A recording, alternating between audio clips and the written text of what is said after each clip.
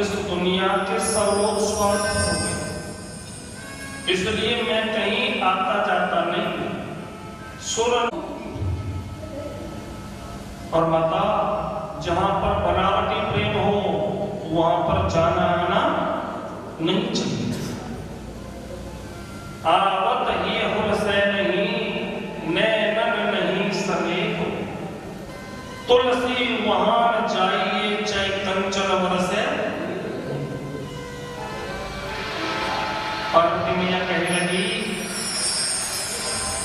कि बेटा, हमारे यहाँ तो ऐसा कुछ नहीं। काम में क्यों किया जाता है?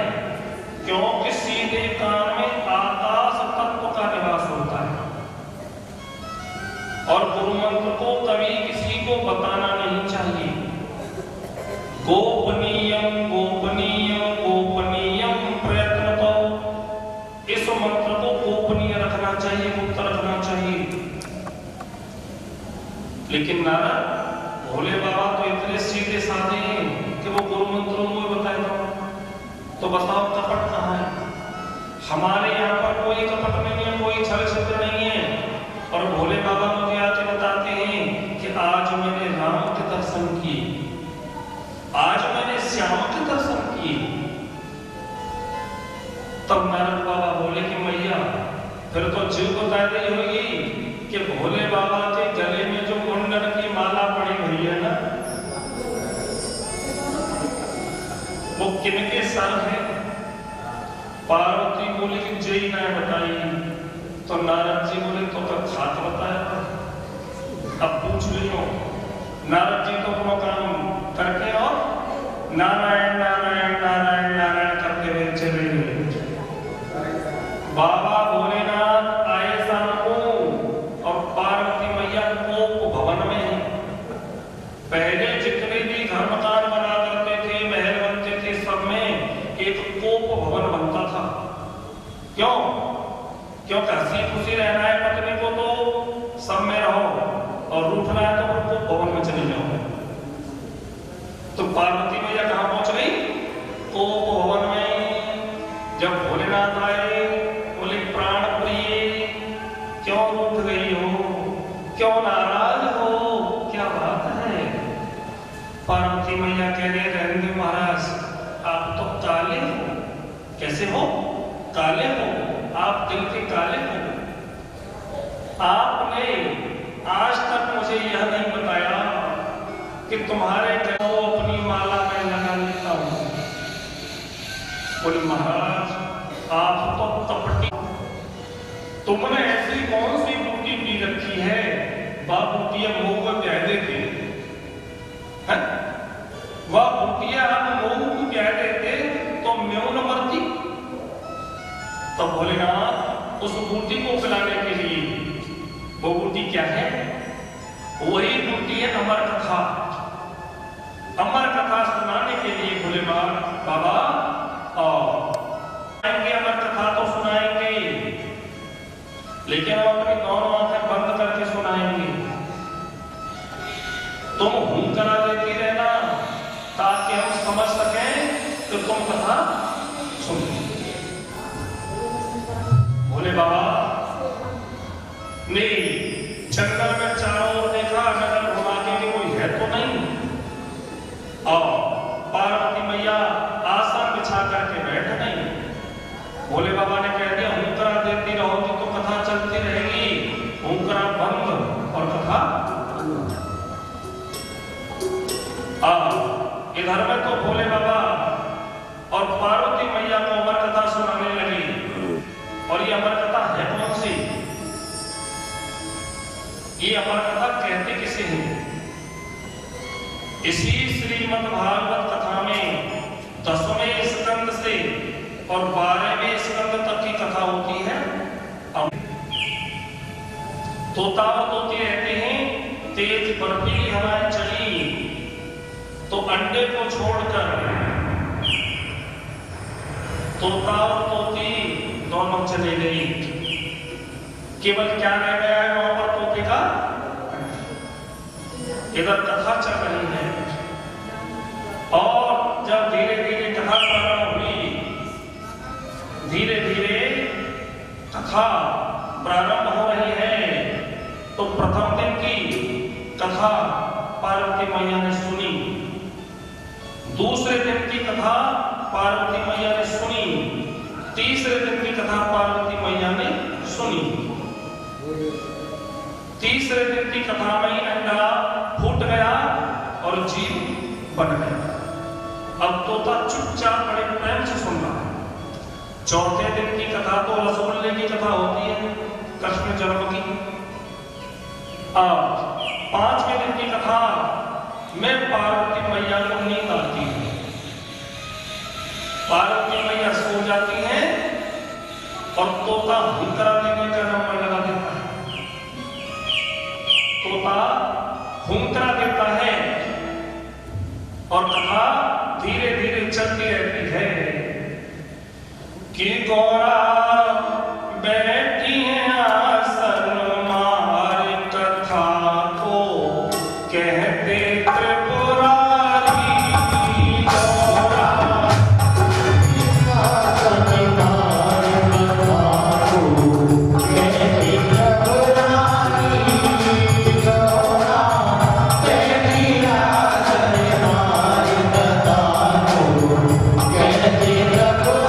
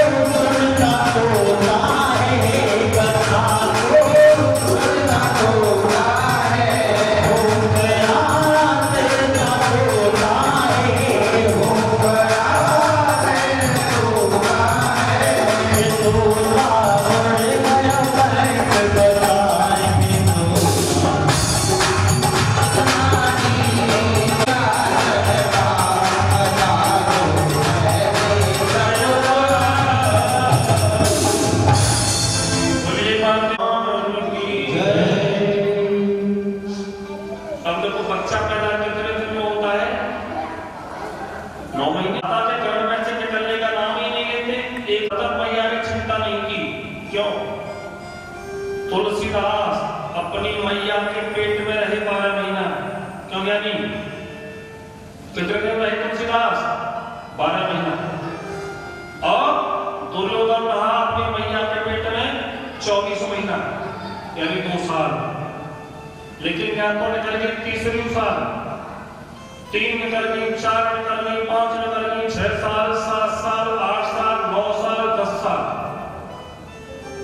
अब अरुणी देवी कह रही है कि कैसो बच्चा है जिनको बाहर निकलने को नाम ही नहीं है। स्वामी कछु यत्न न करो।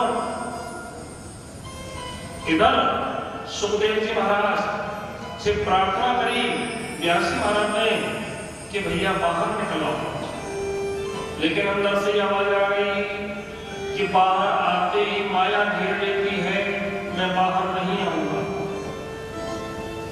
अगर साक्षात भगवान आकर के और मुझसे कहना है कि मेरी माया तुम्हें नहीं व्यापेगी तो मैं बाहर आ जाऊंगा।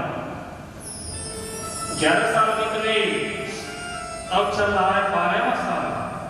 अब तो अरुणी देवी कह रही है महाराज अब तो कछु करो, 12 साल है गए, अब तो मेरे पेट में क्यों आवाज आते हैं, अब तो मेरे पेट में क्यों आवाज आते हैं। कैसी आवाज आती है पेट में से? पेट में से कई आवाज बाहर आ सकती है, लेकिन आती है। कैसी आवाज आती है कि मैया बता रही है कि बोलो ओम नमः शिवाय, बोलो ओम नमः शिवाय, बोलो ओम नमः शिवाय, बोलो ओम नमः शिवाय, बोलो ओम नमः शिवाय,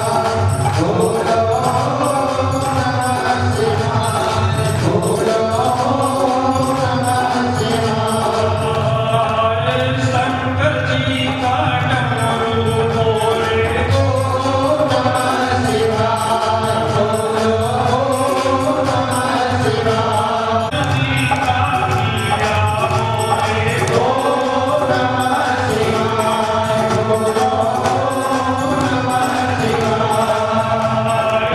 शंकर जी का डमरू बोले ओम नमः शिवाय, बोलो ओम नमः शिवाय। और देखिए अंत का पेट में से तोता बोले ओम नमः शिवाय, बोलो ओम नमः शिवाय, बोलो तोता बोले ओम नमः शिवाय, बोलो ओम नमः शिवाय। व्यास जी महाराज ने फिर प्रार्थना की कि आप बाहर निकल आओ, तुम्हें माया नहीं व्यापेगी। और भगवान भी कह रहे कि तुम्हें मेरी माया नहीं व्यापेगी। 12 साल बाद में सुखदेव जी महाराज मैया के पेट में से निकल करके बाहर आए। बोले सुखदेव जी महाराज की बाहर निकल करके आए और सीधे गर्भ में से निकलते ही वन की ओर जाने लगे। व्यास जी कह रहे कहाँ जा रहे हो? मैया कह रही है कहाँ जा रहे हो मेरे लाल?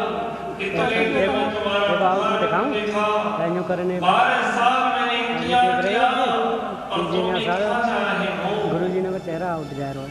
लेकिन सुखदेव जी नहीं उठे और तो नीचे फिर हो नहीं सकता। और पीछे पीछे पिताजी चल या फिर वो हटाना ही पड़ेगा पूरा। यस नहीं नहीं कल उठा देंगे। कह रहे हैं बेटा ठहर जाओ। तो सुखदेव जी कह रहे हैं कि जगत मिथ्या ब्रह्म सत्यम, ये जगत के नाते चलते ही रहेंगे, इसलिए पिताजी आप लौट जाओ, तुम सीधे घर को लौट जाओ और मैया की देखभाल करो। मैं तो जंगल को वन को जाऊंगा और भजन करूंगा। लेकिन पिताजी फिर भी नहीं कहते कि नहीं बेटा एक बार लौटाओ। तो सुखदेव जी महाराज ने बचपन में ही अपने पिता को ज्ञान दिया कि पिताजी कुछ लोग तो राम राम करने वालों से राम राम करते हैं और कुछ लोग ऐसे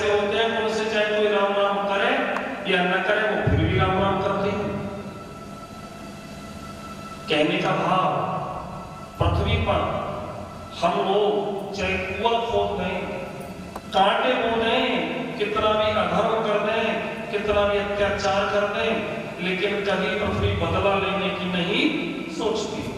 जैसे आगे को बढ़ गए। बोले गोविंद भगवान की जय। व्यास जी महाराज ने आकर के नहीं, जब तक हम इस जगत की ओर देखते हैं तब तक हमें परमात्मा नहीं दिखता। जब नेत्र बंद कर लो, द्रौपदी का जब चीर हरण होने लगा तो द्रौपदी ने की ओर देखा कि इनमें से कोई तो मुझे बचा देगा, लेकिन जब दुनिया का सहारा टूट गया तब द्रौपदी और केवल भगवान से ध्यान लगाया। श्री कृष्ण द्वारिका वासिनो, श्री कृष्ण महाप्रिय।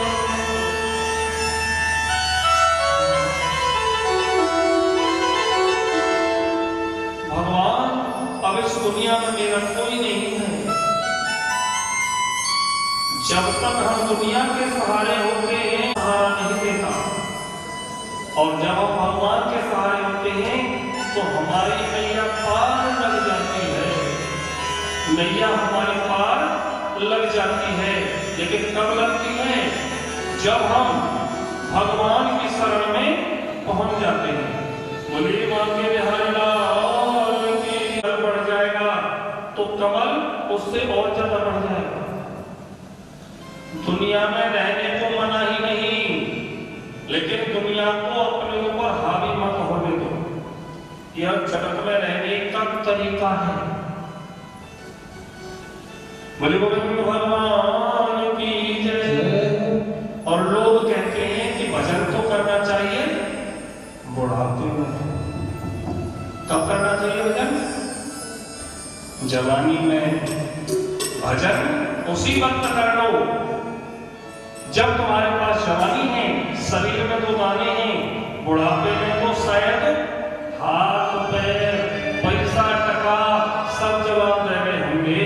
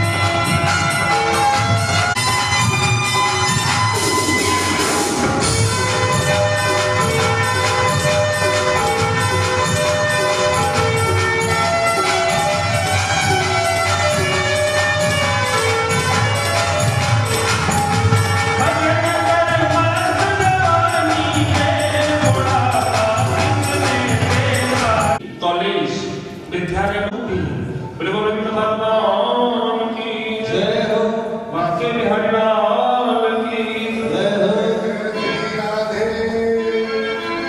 आज समय कथा जी के धर्म से आया हूं। अरे जीवन है तेरे हवाले मुरलिया भरे, जीवन है तेरे हवाले, जीवन है तेरे हवाले मुरलिया भरे, जीवन है तेरे हवाले मुरलिया भरे, जीवन है तेरे हवाले मुरलिया भरे, जीवन है तेरे हवाले मुरलिया भरे। हम हैं मर्जी तेरे अधर्म की, हम हैं मर्जी तेरे अधर्म की, हम हैं मर्जी तेरे अधर्म की। जैसे भी चाहे बसा दे मुरलिया भरे, जीवन है तेरे हवाले मुरलिया भरे। अरे हम कंद सुतली तेरे हाथी, हम कंद बोतली तेरे हाथी, हम कंद बोतली तेरे हाथी।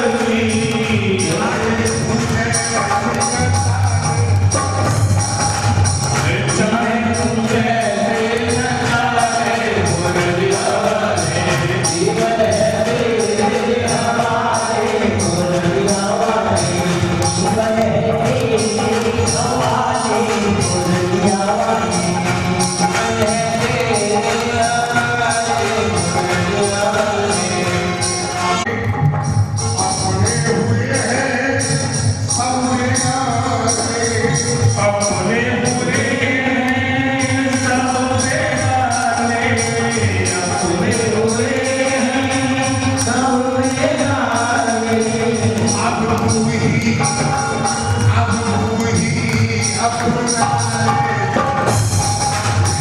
हम तू ही अपना है मुरलिया जीवन है तेरे हवाले मुरलिया भरे, जीवन है तेरे हवाले मुरलिया भरे। तेरे तरफ को हम है आए, हर वृंदावन हर बसाए मुरलिया भरे, तेरे हवाले मुरलिया भरे, जीवन है मुरलिया भरे। और देखिए एक बार सभी हमारे जीवन है तेरे हवाले मुरलिया भरे, जीवन है तेरे हवाले मुरलिया भरे। अपने चरण का दास बना के, अपने चरण का दास बना के, अपने चरण का दास बना के, भ्रष्टाचार में बसाए मुरलिया भरे। जीवन है तेरे हवाले मुरलिया और व्यासी महाराज ने पत्नी को समझाया और सूची महाराज ने उन सभी के बीच में सुखदेव जी महाराज का आगमन हुआ तो सभी लंबी लंबी दाढ़ी वाले संत, 1,000 वर्ष के संत उठ करके खड़े हुए पद दिया गया। बोली बांके बिहारी लाल की जय। इसलिए सभी संत जनों ने सुखदेव जी महाराज को प्रणाम किया। जैसे सार अंश सभी संत भगवान कह रहे हैं कि हमने गीता, वेद, पुराण, उपनिषद सब पढ़े, भव्य कहना। और अगर दूध से अलग हो जाए घी तो कितना महंगा बच जाएगा। जब तक दूध के मोह में पड़ा रहता है, मोह जाल में पड़ा रहता है, प्राणी मृग तृष्णा में पड़ा रहता है, जंजाल में पड़ा रहता है, तब तक तो दूध के भाव ही मिलता है। लेकिन जैसे ही पृथक हो जाता है, जैसे ही दूध से अलग हो जाता है, तो दूध में से निकला हुआ घी 700, 800, 1000 के भाव में जाता है। और दूध किस भाव में जाता है? 40 रुपए किलो, और ज्यादा बढ़िया ले तो 45 और 50 रुपए। इसलिए प्राणी को मोह जाल से थोड़ा दूर हटना चाहिए और भगवान के चरणों में। सुखदेव जी महाराज बैठे हैं, सूत जी महाराज बता रहे हैं कि पूर्व जन्मों के पुण्य का जब उदय होता है, तभी इस पवित्र कथा को सुनने का सौभाग्य प्राप्त होता है, अवसर प्राप्त होता है। और संत जन कहने लगे कि प्रभु आप हमारे अंधकार को दूर कर दीजिए, तो फिर मैं अमर हो जाऊंगा और फिर भी मरना ही पड़ेगा, फिर किए गए कर्म भोगने पड़ेंगे। लेकिन यदि मैं गुरु ज्ञान से तृप्त हो गया तो मेरा जन्म मरण का बंधन टूट जाएगा। ये गुरु और शिष्य, एक तो होता है प्रपन्न शिष्य, एक होता है पन्न शिष्य। ये पन्न शिष्य क्या है? पन्न शिष्य हम तो जैसे हैं कि गुरु की कछु बात मानी ठीक है, और कछु न मानी तो ठीक है। हनुमान जी से एक बार हनुमान जी की माता ने कहा कि बेटा तुम अपने स्वामी से पूछो कि माता की आज्ञा माता की आज्ञा, पिता की आज्ञा तो बिना विचारे ही, माता पिता गुरु इनकी आज्ञा बिना विचारे ही मान लेनी चाहिए। इस पर किसी प्रकार का कोई विचार नहीं करना चाहिए। हम तो वही सीख रहे हैं, जो अपने आप को छोटा कहता है वही सबसे बड़ा हो सकता है। बोलिए संत भगवान की जय।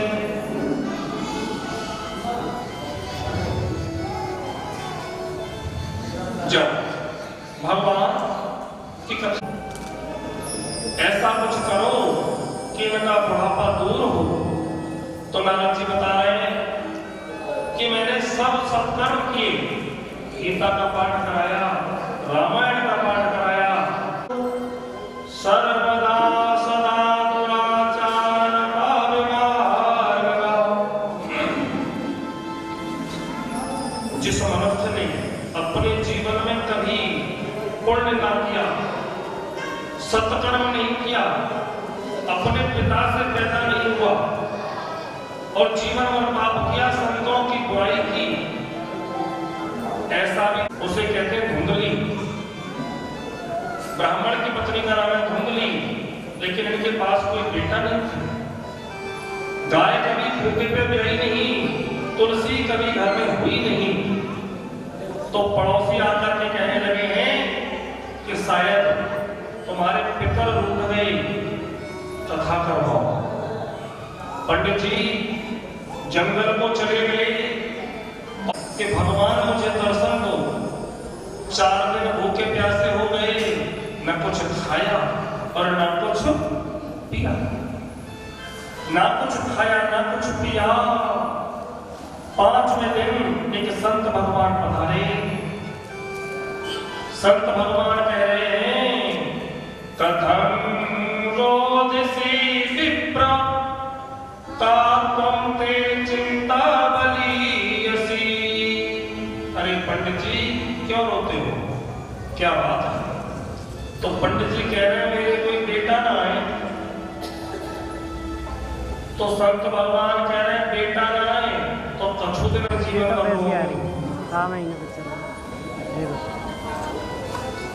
बेटा पैदा ना हो करते। चल अगर तेरी बात मालूम है तो जब फल दे देता गैया है, फल को खिला देते गाय को, तब देखते हैं क्या पैदा होगा। और देख मेरे 9 बेटा तो हरता ही और 10वां मेरे हैवी 12वां। मेरे पति पे पैसा कमे तो गर्भवती कह जाएगी, और गर्भवती कह जाएगी तो फिर क्या होगा? अगर गांव में आग लग गई ना तो और तो सब भाग जाएंगी, तो पे ना भाग मिल जाएगा। भोजन कम करेगी, दुनिया भर की बात पढ़ाई नहीं, और फल खाए तो खाए, वो फल तो गाय को खिला दिया। और जो सखी के गर्भ में बच्चा था, पंडितानी ने, धुंधनी ने पंडित जी को झूठ बोल दिया कि मेरे कछु हत में, जब फल तो हत हो। पंडित जी बेचारे सीधे साधे कथा भागवत कर ले जाते। बहुत दिन बाद लौट करके आए तो सखी के तो भयो बेटा, सखी के तो भयो बेटा, और पंडित जी बताते कि देखो ये बेटा पैदा भयो। पंडित जी बड़ी पसंद भई। इधर में गैया की हालत देखी, बड़ी खुश हुई। अब पंडित जी कह रहे हैं कि देखो जी, मेरा नाम है आत्मदेव और बेटा का नाम है परमात्मा देव। धुंधली कह रही है बाजी बा 9 महीना पेट में रखो मैंने, और नाम भूंगी अपने से मिलतो जुलतो। का नाम है मेरो धुंधली, और बेटा का नाम का रखूंगी धुंधकारी। तो बेटा का नाम रख गया धुंधकारी, और जो गाय के पैदा है उनको नाम है गौकर्ण। अब दोनों धीरे धीरे बढ़ने लगे। गौकर्णो पंडितो ज्ञानी धुंधकारी। जब धीरे धीरे दोनों बड़े होने लगे, जहां पर बेटा अकेला होता है ना तो उसका संभालना भारी पड़ जाता है। इसलिए जिनके एक बेटा हो वो शुरू से ही अपने बेटे को संभाल कर रखे, क्योंकि इकलौती संतान को बिगड़ते हुए देर नहीं करते। इकलौती संतान दोनों बड़े हुए। इधर धुंधकारी कंचा खेलने लगा, कंचा खेलने के बाद ताश खेलने लगा, और ताश खेलने के बाद फिर वो शराब पीने लगा। शराब पी करके एक दिन रात को अपने घर आया, माथे पर काली पट्टी बनी है। तुम कौन? पिताजी ने घर छोड़ दिया। पिताजी ने घर छोड़ दिया और किससे दिल लगा दिया? छलिया से। पिताजी घर को छोड़ करके चले गए और भगवान का भजन करने लगे।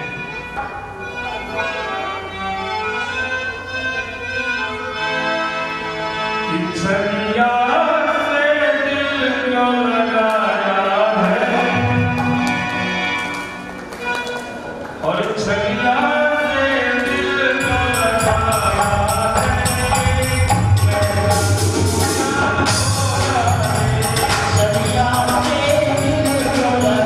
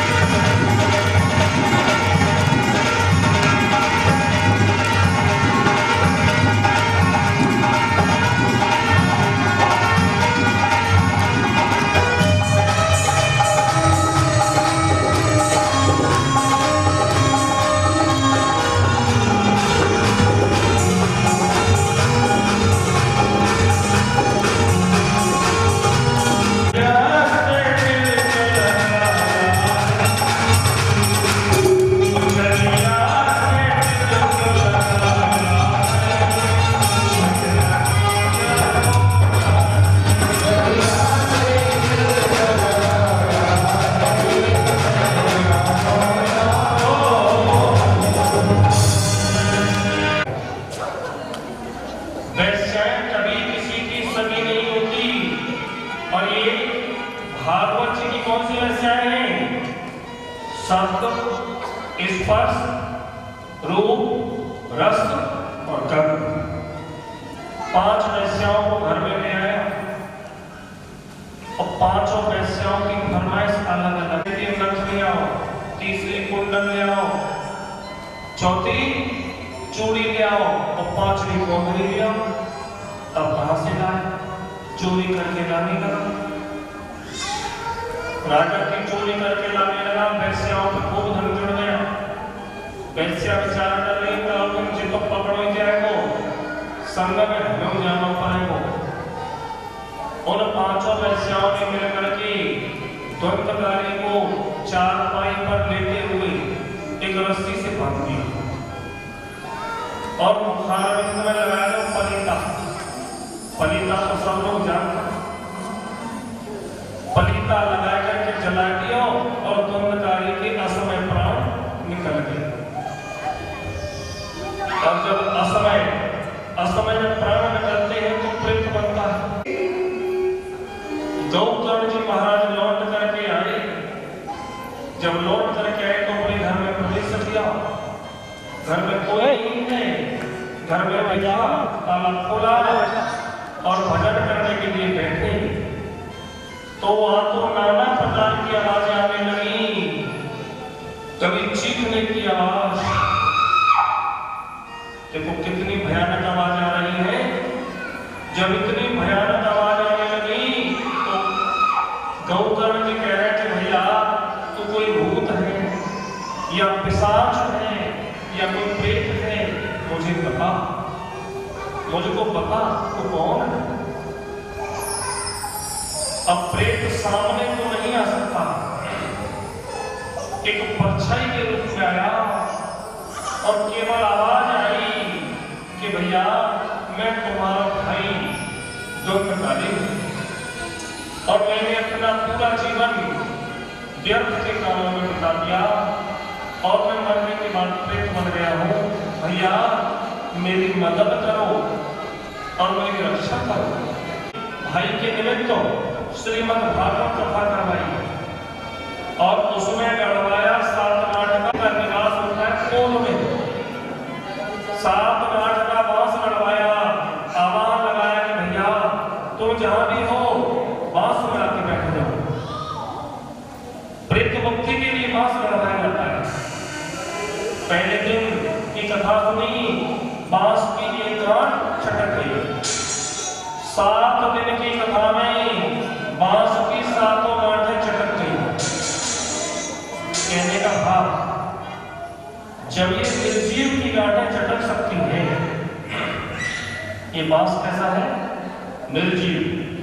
जब निर्जीव की गांठें चटक सकती हैं तो तुम लोग कितनी श्रीमद् भागवत कथा सुन चुके हो।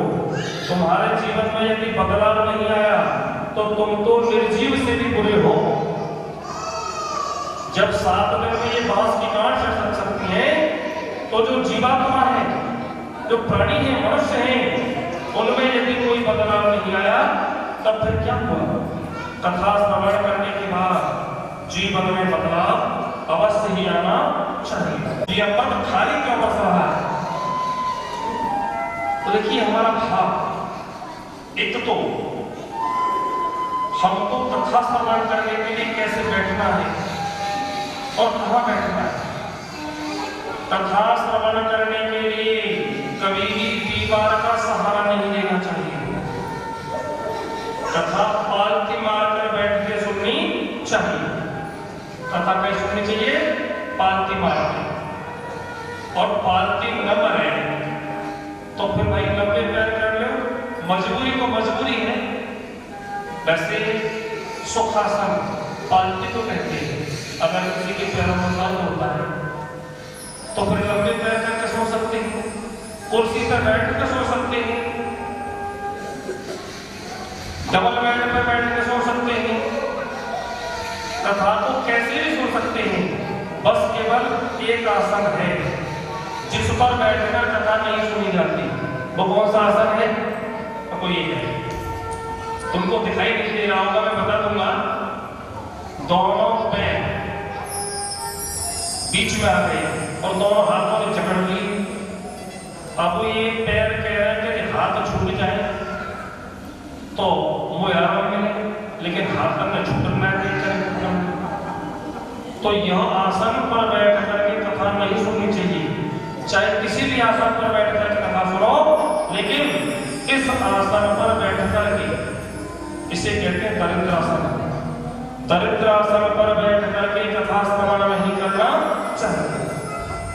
और भागवत कथा में 3 प्रकार के श्रोता। एक श्रोता कैसे होते हैं?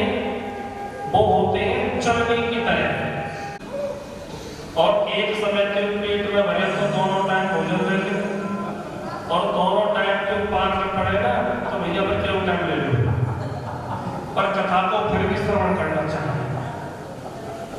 और कथा सुनने का नियम, जैसे परीक्षक को 7 दिन तक हजामत नहीं बनवानी चाहिए, बाल नहीं बनवाने चाहिए। 7 दिन तक स्त्री संग न करे, गरिष्ठ भोजन न करे, और कोई ऐसा उत्पात न करे जिससे कि हमारे जीवन में कोई विघ्न बाधा पैदा हो। शाकाहारी भोजन करे, शुद्ध पवित्र रहे, किसी को एक 7 दिनों के अंदर बुरा भला शब्द न कहे, चारपाई पर न सोए, जमीन पर, डबल बेड पर या तख्त पर सोए, घर का बना हुआ भोजन करे, बाजार के बनाए हुए खाद्य पदार्थ सेवन नहीं करने चाहिए। इन नियमों को परीक्षक को अवश्य निभाने चाहिए। गोविंद भगवान की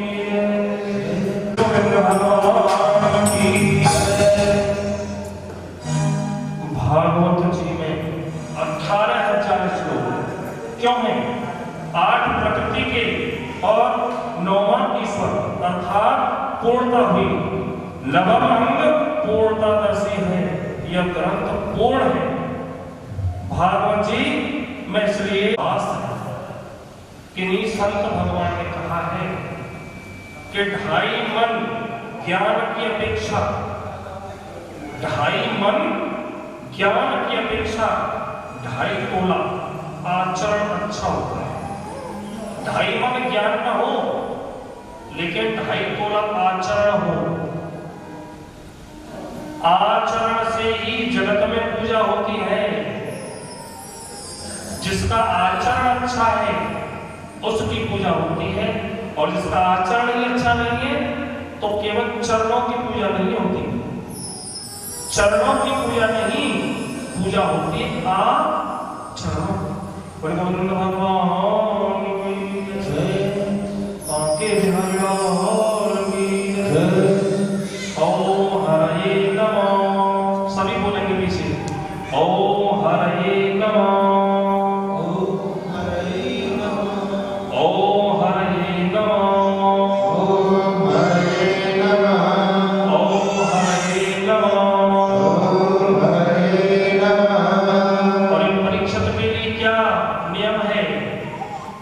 कि रोजाना कम से कम 3 घंटे तुम समझ लेना ओम नमो भगवते वासुदेवाय का जाप करना।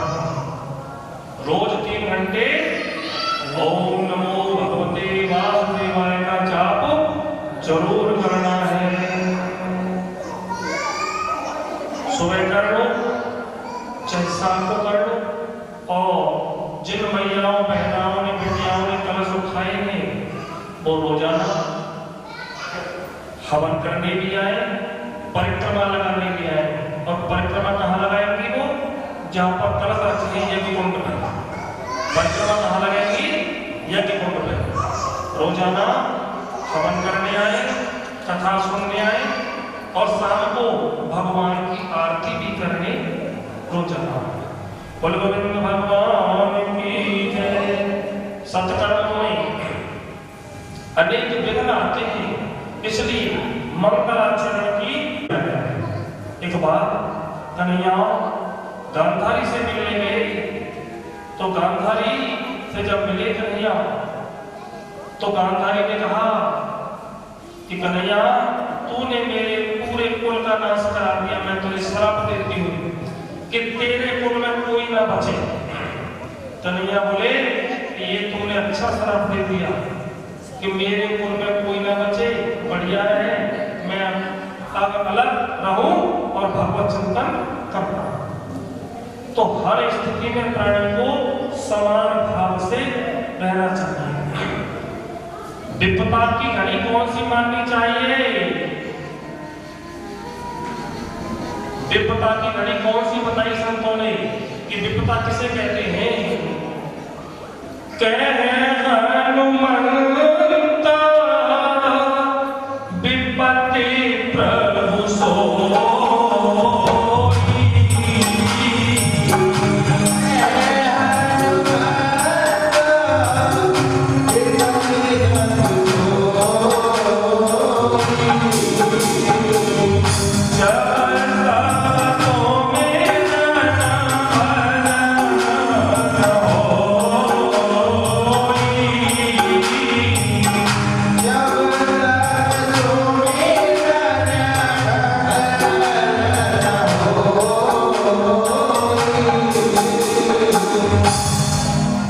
विपत्ति उसे माने जब भगवान का भजन न हमसे हो पाए, और अगर भगवान का भजन हमसे हो रहा है तो फिर वो कोई हमारे ऊपर विपत्ति नहीं है, भगवान का भजन हमसे हो जाए। बोले गोविंद भगवान की जय। भगवान का मन